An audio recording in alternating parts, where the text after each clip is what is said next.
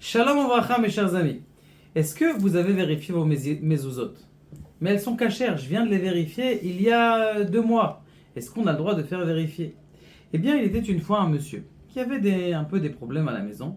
Et il est parti voir, il a demandé à quelqu'un qu'il aille voir le Rav Kanevski pour lui. Bon, très bien. Le Rav lui dit, vérifie tes mezuzot. Le jeune Avrer, il comprend pas tellement. Il se dit, comment ça se fait qu'il me dit de vérifier les mezuzot? Je viens de les mettre il y a à peine. On était, voilà, mamache, comme ça, entre Sukkot et Pessah. Et on était au mois d'Adar. Et il se dit, mais comment est-ce que j'ai le droit d'enlever encore des mezuzot, de les remettre, de les vérifier tous les ans? Bon, et il ne sait pas quoi faire, il commence à vérifier dans les livres, il regarde dans le Rav Chaim Palaji, il regarde dans le Chida, et il voit que Béhémet, il y a plusieurs minhag, dont le minhag de Francfort.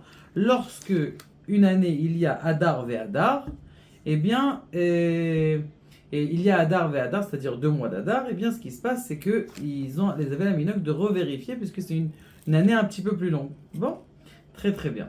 Donc, et il dit encore que le fait de vérifier les téphilines et les mezuzot, eh bien, le fait de faire attention, même si les mezuzot, elles se trouvent cachères, et on est sûr à 100% qu'elles sont cachères, eh bien, le fait de vérifier, c'est aussi une mitzvah, c'est aussi, comment on appelle ça, embellir la mitzvah. Bon, très très bien, ce garçon, donc il écoute le Rav Kanevski, puisque le Rav Kanevski a dit, il vérifie, il voit que les mezuzot, elles sont chérotes.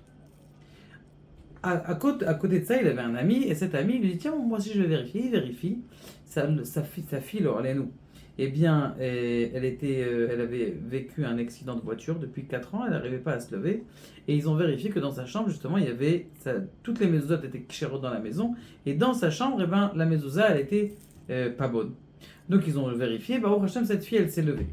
Et il a dit, mais moi, Baruch Hashem, j'ai rien eu, mais j'ai quand même eu la bénédiction, j'avais un petit problème, et Baruch Hashem, ça s'est arrangé, mais même si mes autres, elles étaient claires. Alors il écrit, il a expliqué, le Rav Kanevski, que juste le fait de vérifier la mezouza sans forcément que tu vas trouver qu'elle est impure ou qu'elle n'est pas bonne, et bien juste la recherche de la mitzvah ou l'embellissement de la mitzvah, de faire attention à ce que mes autres, elles sont encore bonnes ou pas, et bien c'est considéré comme une ségoula pour Be'ezrat Hashem, la garde de la maison. Et comme il disait le rabbi de Lubavitch, eh bien, la mezouza, c'est pas elle qui change, parce que il faut changer ses actes, c'est évident. Mais c'est comme un casque.